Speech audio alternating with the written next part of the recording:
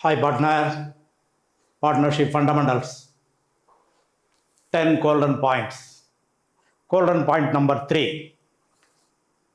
If profit is not sufficient for appropriation, very important. Before that, small information for you. எப்பயுமே அக்கௌண்டன்சினா இந்த 3 word உன் மைண்டில் உதிச்சுக்கிட்டே இருக்கணும். ஒரு பாயிண்ட்டை பற்றி படிக்கணும்னா ஃபஸ்ட்டு வாட் இஸ் தட், அது என்ன அப்படிங்கணும், புரியணும். புரியாமல் அக்கௌண்ட்ஸ் படிக்கக்கூடாது. Next where it should be posted, எங்கே எழுதணும், டெபிட்டா கிரெடிட்டா, ஒய், ஏன் டெபிட்டு ஏன் credit, that is very must. Rules இருக்குது நமக்கு, 3 கோல்டன் ரூல்ஸ், 3 தான் அக்கௌண்டன்சியில். அப்போ அந்த ரூல்ஸ் படி why this account debit, why this account credit.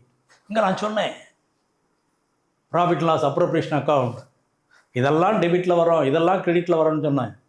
Y, ஏன் சார் இது டெபிட்டு, அதுக்கு முதல்ல சொன்னேன் எக்ஸ்பென்சஸ், இதெல்லாம் payable to the partner from the firm. அப்போ ஃபர்முக்கு இது expenses.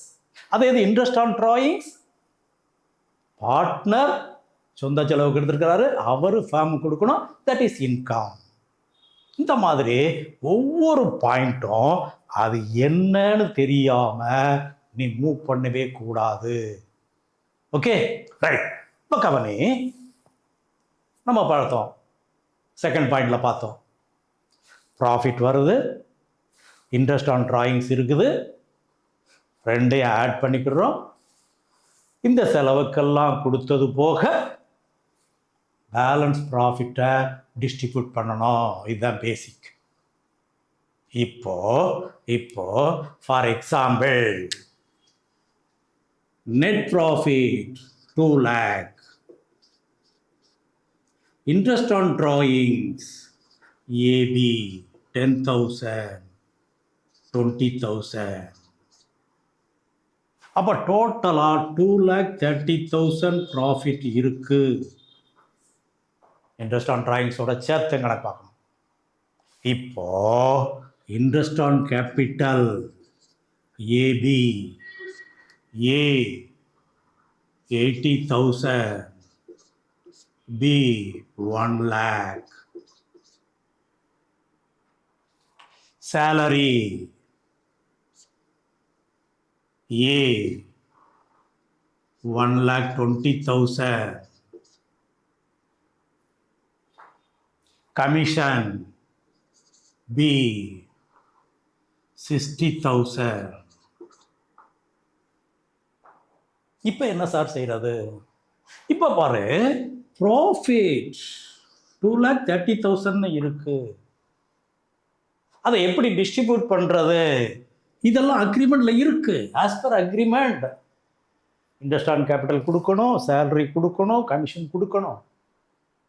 But this total comes as 2,360.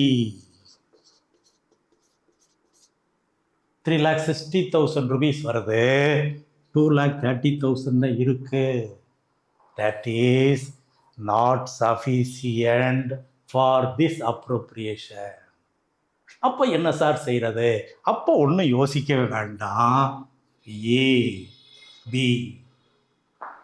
A interest on capital 80,000, B interest on capital 1 lakh, salary A 1,20,000, பிக்கு சேலரி கிடையாது, கமிஷன் பி 60,000. அப்போ அப்ரோப்ரியேஷன் படி அவங்களுக்கு கிடைக்க வேண்டியது ஏக்கு 2 lakh, பிக்கு 1,60,000. This is appropriation. அவங்களுக்கு கொடுக்க வேண்டிய பணம் டோட்டல் 360, பட் only 230 available. அப்போ ஒன்றும் யோசிக்கவே வேண்டாம். இன்ட்ரெஸ்ட் ஆன் டிராயிங்ஸ் ஆக்சுவலாக வசூல் பண்ணுறதை வசூல் பண்ணிக்கோ, அதை சேர்த்து இந்த ரேஷியோவில் in the ratio of proportion, that is proportion of allocation, proportion of appropriation. எவ்வளவு அப்ரோப்ரியேஷன்? 2,01,60,000. அப்போ 20:60, that is 5:4. கேபிட்டல் எவ்வளோ இருக்கலாம், இன்ட்ரெஸ்ட் ஆன் கேபிட்டல் எவ்வளோ வரலாம், சேலரி எவ்வளோ வரலாம், அதை பற்றியெல்லாம் பார்க்காத.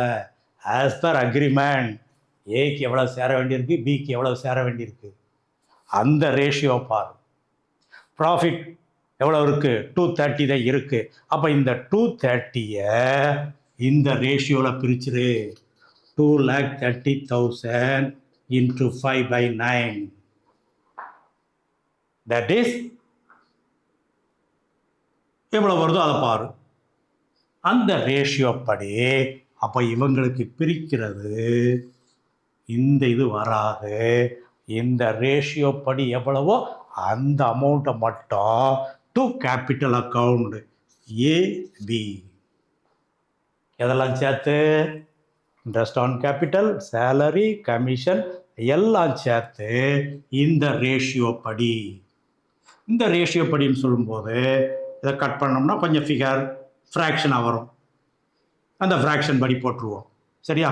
அப்போது இந்த 2,30,000 ப்ராஃபிட்டை in the proportion of their appropriation, that is 5:4, அந்த ரேஷியோ படி பிடிச்சோம்னா கொஞ்சம் ஃப்ராக்ஷனாக வரும். டிவைட் பண்ணி பார்த்தீங்கன்னா 1,27,000. Yes, for A 1,27,775, for B 1,02,225. அப்போ டோட்டல் வந்து 230 வந்துடும். That is profit sharing. அவங்களுக்கு interest on capital, salary, commission எல்லாத்துக்கும் ப்ரொப்போர்ஷன் கொடுத்துருவோம். இதுதான் ப்ரொப்போர்ஷன் அப்ரோப்ரியேஷன் பண்ணுறதில்ல. அப்போ இதை கவனமாக நீ செய்யணும். ஓகே, அப்போ ப்ராஃபிட்டு ஏக்கு 1,27,775, பிக்கு 1,02,225, total profit 2,30,000 in the proportion of appropriation. That is the correct answer. Okay.